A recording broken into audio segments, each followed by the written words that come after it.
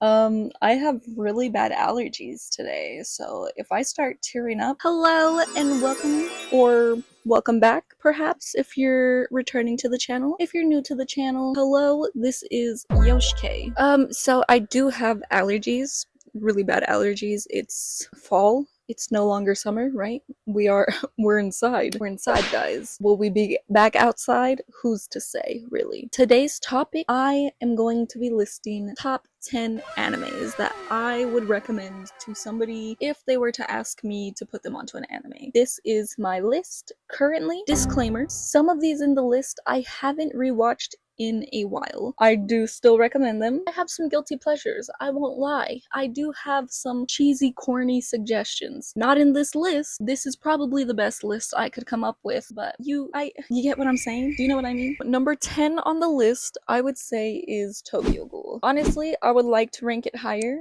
It was probably my first anime besides Dragon Ball, Pokemon, Sailor Moon. So it was very, very interesting. I did really like it. I was actually put onto it by a friend at the time. I think it's worth the watch. The first two seasons. I think the first two seasons are worth the watch. The other seasons, I'm not gonna tell you to watch it all the way through because I never finished it. It was really good, I will say. It's pretty good plot in my opinion, good characters. Kaneki's growth as a character, like from how he starts to how he ends by the end of season 2, was very, very interesting to see that develop. But I do think overall it sits at a pretty good spot at number 10. Like I said, never finished it. Actually, if you finished watching Tokyo Ghoul like all the way through, just let me know how you think those seasons are, because I'm not gonna lie, they kind of lost me. Coming in at number 9, I'm gonna have to give it to Given. I'm gonna have to give it to Given. That is BL? It's a BL. Yeah, it's pretty good though. There's, the main romance. We have pining, yearning, jealousy. They do also go through grief. The way that the show handles it is really good. Art style, the story overall, the characters, amazing. I will say though, it's not perfect, as nothing is perfect, right? But I can't rank it higher than anything else. I remember somebody did something and it was not good. It was like very not good. Coming in at number 8, we have Jujutsu Kaisen. Is it one of my favorites? You don't have to ask me twice, bro. It's one of my favorites, for sure. I enjoy it a lot. I wouldn't rank it higher than anything else. The plot is unique enough. In a way, it's kind of got the same essence as My Hero Academia to me, in my opinion. I read the manga, really enjoyed the manga. I read the manga before season 2 was ever out. I was reading the calling games, I was there for the leaks, like I got to see everything from start to finish, basically. And I will say the pacing, there is something off with the pacing to me. It just feels like some things are very rushed, other things they kind of drag on, and there's just no filler. But yeah, it's coming in at number 8. I think there are better animes. Coming in at number 7. Now we're getting into some interesting hot water over here. Is it hot water? I don't know how the saying goes. Number 7, I'm gonna give it to Erased. I loved Erased. I thought that was a really good anime. It's a mystery, kind of sci-fi, I believe. No romance really, which it doesn't really need romance. I get way more engaged into a piece of media when there is some type of romance going on. It doesn't even have to be like a confirmed romance, like take my boy Satoru Gojo over here. Was there ever Satasugu Truther over here? Was it ever really confirmed? Not technically, but it was enough to keep me going to get so heavily involved into the story. Erased did not have any romance from what I remember. The plot is interesting enough that it doesn't really feel like it's lacking anything. The mystery was really good. Like the pacing, I guess, would also be a bit of an issue, which is why it's just one above Jujutsu Kaisen in my ranking. But yeah, the pacing for sure could throw somebody off. Do highly recommend it if you haven't seen Erased. Definitely give Erased a watch. Now coming in at number 6, we have Demon Slayer, on the high end of the low end. I do think it's really good. I think it's a really good watch. I like everything about it pretty much, actually. There's actually not much that I don't like about it. But I will say every time I've watched it, because I have actually rewatched it a couple of times, I'm not sure why, I just don't feel as connected to the characters for some reason. I love Tanjiro, I love Inosuke, I love Nezuko. I think the animation and the story are very, very well done. I love the way that they animate everything. The breathing techniques, super cool. Tanjiro, obviously, he's like the most perfect main character ever. That's my boy right there. There is something about it, like it just lacks something, and I don't know what it is. There's just I don't get hooked to it. I'm not hooked to it like I get hooked to the other animes. Coming in at number 5, Banana Fish. My allergies decided to start acting up, but I'm also getting flashbacks of my first time watching Banana Fish.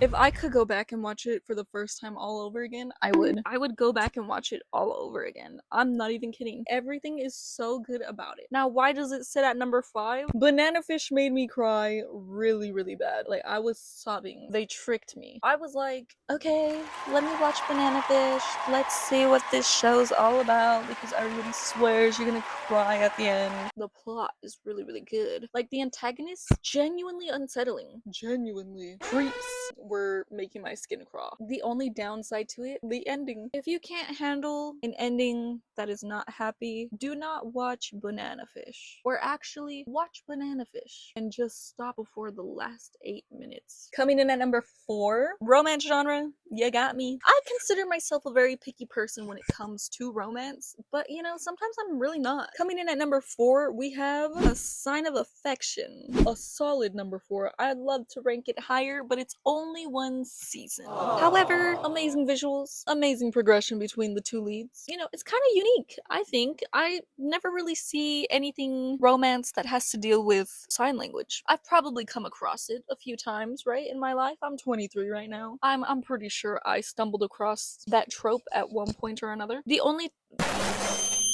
I just got flashbanged with the memory of A Silent Voice. The only other one that I can think of that's somewhat similar would have to be a Silent Voice. However, it's very different. It's college, it's slice of life. It's a very good romance. Not sad, no tragedy. Childhood friend as the rival. Second lead. One thing about me, you're never gonna catch me feeling bad for the childhood friend who had years to confess. It gets to a point where somebody comes in and starts showing interest. You expect me to feel bad for the childhood friend that had way longer to confess? Either confess or don't. Don't do it when your competition is here, when they're showing interest in your competition, because, brother, you stepped out of the league already. You benched yourself and they didn't even know that you were on the bench. They thought you were in the crowd. They didn't know you were in the game. But yeah, A Sign of Affection, definitely really, really good. Totally watch it, whether you watch romance or you don't. Give it a watch. Coming in at number 3, on the topic of romance, we got Blue Spring Ride. I do rewatch that one. I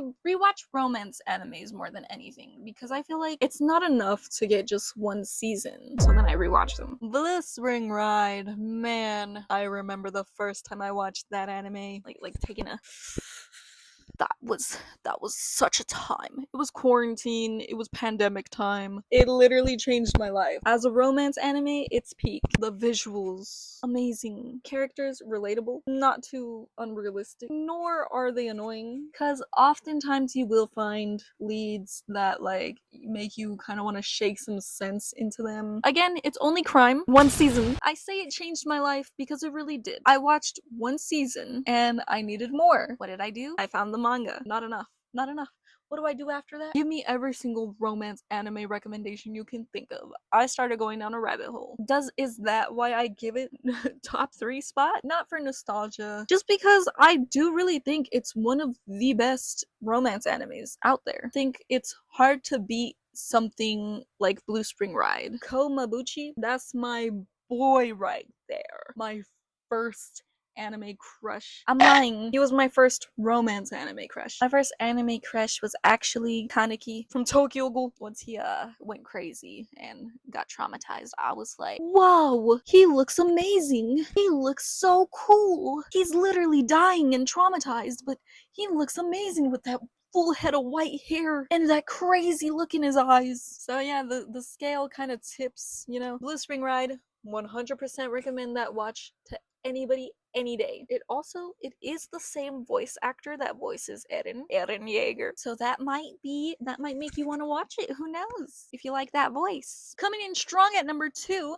Attack on Titan. Peak storytelling. You can tell that he really had the whole story planned out. He knew what was going on way before we could even think about what was going on. Every twist and turn. Slow down a little bit. Why is it not number one if it's so peak? Amazing foreshadowing, amazing world building, the lore, the characters, everything is literally perfect. It checks off every single box. To this day, I haven't really finished it because I actually just finished the manga. Guilty. Because they dragged it on for way too long. Okay, first of all, season 4 comes out. I'm like, whoa, season 4, last season of Attack on Titan, it's the finale, we're here, right? We're in the end game, guys. We're in the end game. All of a sudden, season 4, part 2 coming soon. I should have expected part 2. Okay. We're in the end game, guys. We're in the end game. There's another part. There's a part 2 coming. There's a part 2 coming. Part 2 comes. Season 4, part 3. Get out! Part 3? Then a movie. They were trying to drag it out so much. That's why it's number 2. That's why I just finished the manga. Because I was like, I already seen this happen 2 years ago. It's still peak. Coming in at number 1, we have Death Note. Death Note is number 1 recommended on my list. It's literally perfect. I think everything about it is perfect. I really do. Good plot, awesome world building as well. Protagonist, antagonist narration. Who beats the dynamic between Light and L? I don't think anybody does beat that dynamic. They're in each other's heads. They had each other figured out. They were basically communicating telepathically. They would share one look and then all of a sudden you just got... Oh my gosh. All of a sudden you would just get like, I made you some coffee. Oh, thank you. If I take a sip of this coffee right now, he's gonna know that I'm Kira. But if I stir it first, he won't know that I'm Kira. How are you gonna beat that? You don't beat that. Number 1 recommendation. If you haven't seen Death Note, you have to watch Death Note. I don't think you're ever gonna watch anything better than Death Note. And with that, follow me on TikTok, on Instagram, at Yoshike. Yoshike like Yoshi. I peace out, guys.